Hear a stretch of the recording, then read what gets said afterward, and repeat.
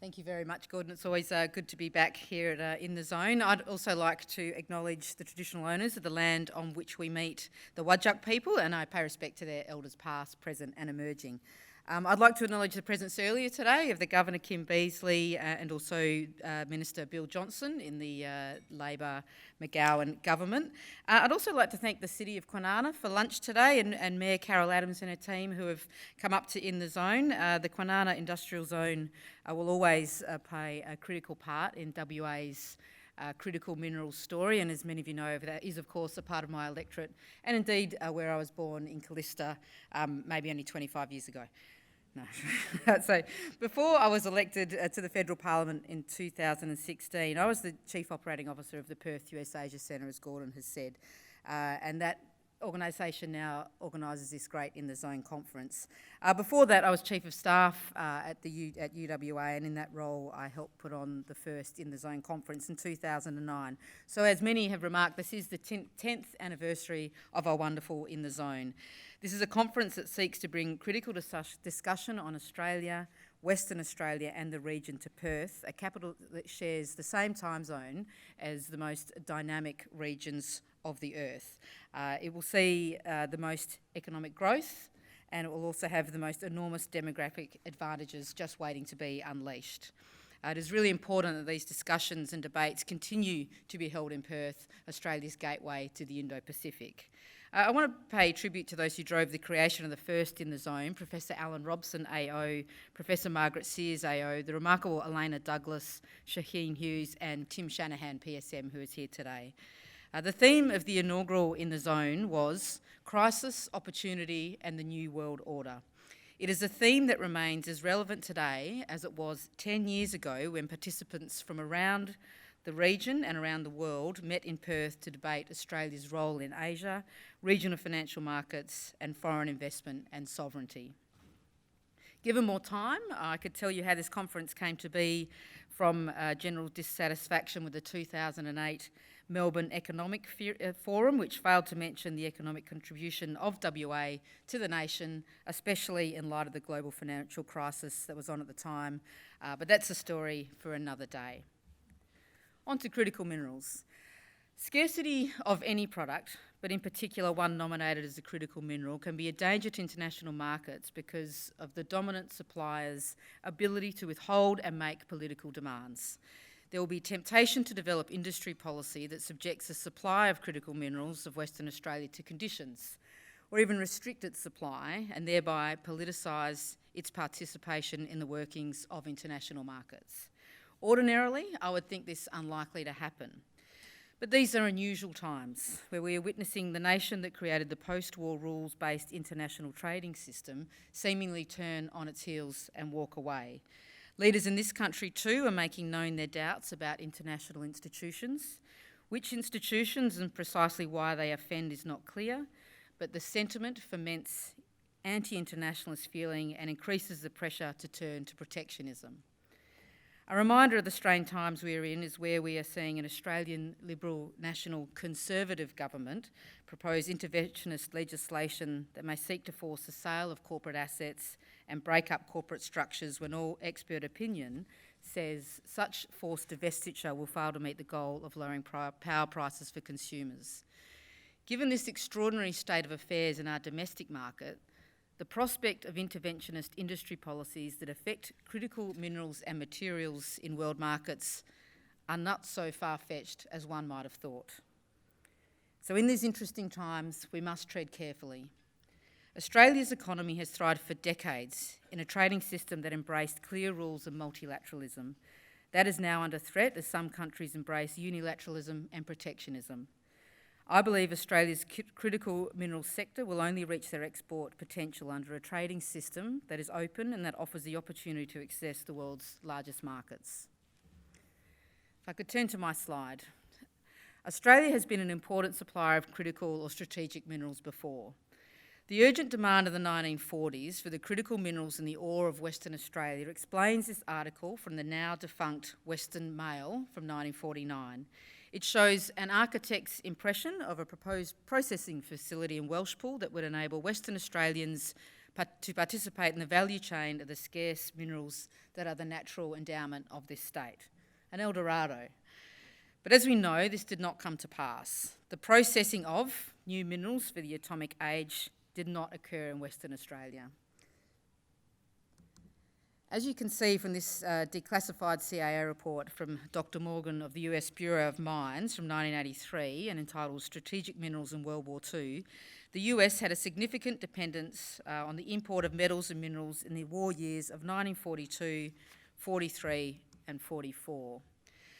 During this time, in particular relevance to Western Australia is that more than 90% of strategic minerals beryl that was processed into beryllium and tantalite that was processed into tantalum were imported into the US. Both of these minerals and metals have been mentioned today. So I wonder how many people in this room have heard of Dr. Bully Murphy, or of a Lady Malden, or Lady Malden Hackett, as she was sometimes known.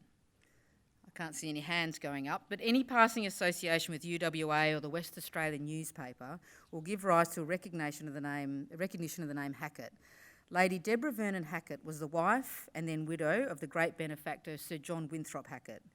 She was also known as Lady Malden from her second marriage, and sadly widowed twice and eventually thrice. Lady Hackett is also Dr. Bully Murphy, who owned the Wodgina mine, 100 kilometres from Port Hedland in the northwest of Western Australia. Her portrait is one of those in the Chancellor's room at UWA. From 1905 to 1939, the Wodgina mine enjoyed a global monopoly on the production of high-grade tantalite. As it happened, Lady Malden Hackett Dr. Bully Murphy also had control of a very light, extraordinarily hard mineral ore, beryl, that could be transformed into the highly desirable beryllium. Tantalum and beryllium were strategic minerals for the US in the early 1940s, as you can see. And in 2019, they remain so. A woman who took the name of her three husbands was the first Western Australian to recognise the importance of the globally scarce mineral resources of this state. She took the story of the Wodgina mine endowment of scarce and strategic minerals to London. Dr. Bully Murphy sought to convince our old friends in England of the strategic importance of her tenement. She was seeking international investment to support not only the continued extraction of minerals critical to the war effort, but looking to the long-term development of processing facilities in Western Australia. So back to our facility in Welshpool. Then, as now, international investment and international economic partnerships were critical to the exploitation of the vast mineral resources that is Western Australia's endowment and our comparative advantage in a competitive world. As Dr. Bully Murphy sought investment, the war expanded and the need for resources became urgent, and its newest reluctant participant, the USA, needed these minerals. The Commonwealth Government of Australia received a request for as much tantalite as could be supplied from the US government. To meet this request, the Comptroller of Minerals took over the Wodgina mine and its envious supply of tantalite. The need for this mineral of abundance in the northwest was so urgent that 18 tonnes of it was airlifted from the desert to the US. And in the United States, it was from this Western Australian ore that the entire requirements of the Allied nations for refined tantalum were produced. Notwithstanding the efforts of Dr. Bully Murphy on site at Wodgina and in seeking international investment, it was not enough. Australia was not able to participate in the strategic mineral story of the war beyond extraction. And then in 1942, the US again sent an urgent request to the Australian government, this time to meet the urgent need for large amounts of beryl. The demand was met from one mine in Western Australia, the Wodgina mine, Dr. Bully Murphy's Wodgina mine. Beryl was mined and shipped from the Pilbara to New York, but only in 70-tonne lots in case the shipment was attacked on the voyage and to ensure the entire stockpile was not lost. So it is likely that the Wodgina beryl was destined to participate in the Manhattan Project, as pure beryllium is able to moderate neutrons and able to control nuclear reactions and therefore aids the function of nuclear weapons. It was a dread cargo that left our shores. Beyond this, beryllium has played a significant role in aircraft navigation and space exploration, and it is lightweight, non-corrosive, non-magnetic, and now in personal computers and phone devices because of its thermal qualities. And tantalum was critical for the development of radar technology and now used extensively in avionics. The circumstances of the 1940s and the story of the Wodgina mine are clearly very different to the circumstances of the critical minerals and materials industry today. We live in peaceful, if somewhat tense times. But like Dr. Bala-Murphy, we also hope for the advanced processing required to make critical minerals strategically useful to take place in Western Australia.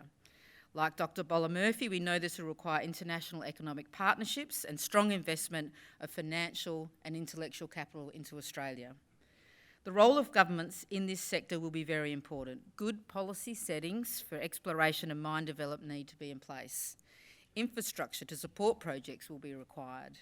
Attracting international investment with laws that are open and transparent is critical. And Australian governments at all levels will need to work with other governments around the world to ensure the development of these critical minerals is in our national interest. I firmly believe Australia can be a world leader in the exploration, extraction, production and processing of these scarce resources. But it will require all shoulders to the wheel, especially in the effort to bring international investment in capital and know-how to Australia. Federal and state ministers need to work together constructively with local industry to plan and in fact go and seek that critical investment and build solid international economic relationships that will develop this Australian critical minerals industry. Sitting here, calling for it will not be enough. Action will be required, lest history repeat itself. Thank you very much for your time.